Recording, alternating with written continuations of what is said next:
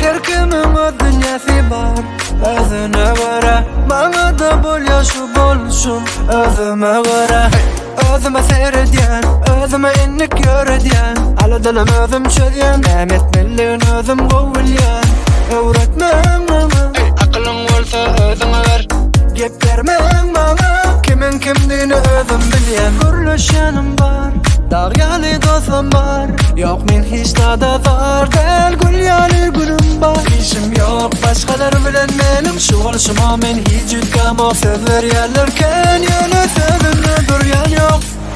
Kızıklı del del del, bana aytma hiç tadı. Kızıklı del del del, gep durrum bulurum bari. Kızıklı del del del, aydıl yandadır bimane. Kızıklı del del del, bana hiç tat kızıklı del. Kızıklı del del del, bana aytma hiç tadı. Kızıklı del del del, gep durrum bulurum bari. Kızıklı del del del, aydıl yandadır bimane. Kızıklı del del del, bana hiç tat kızıklı del.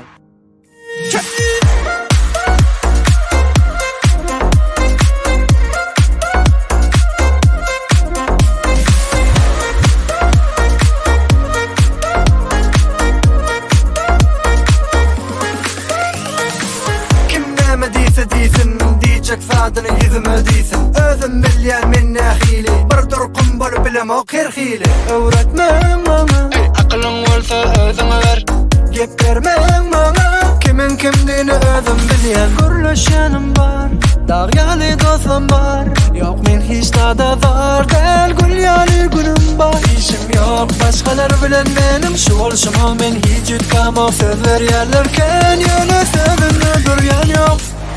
Kızıklı del del del, bana aytma hiç tadı. Kızıklı del del del, gep durrum bulurum bari. Kızıklı del del del, aydıl yandadır bimane. Kızıklı del del del, bana hiç tat kızıklı del. Kızıklı del del del, bana aytma hiç tadı. Kızıklı del del del, gep durrum bulurum bari. Kızıklı del del del, aydıl yandadır bimane. Kızıklı del del del, bana hiç daha kızıklı del.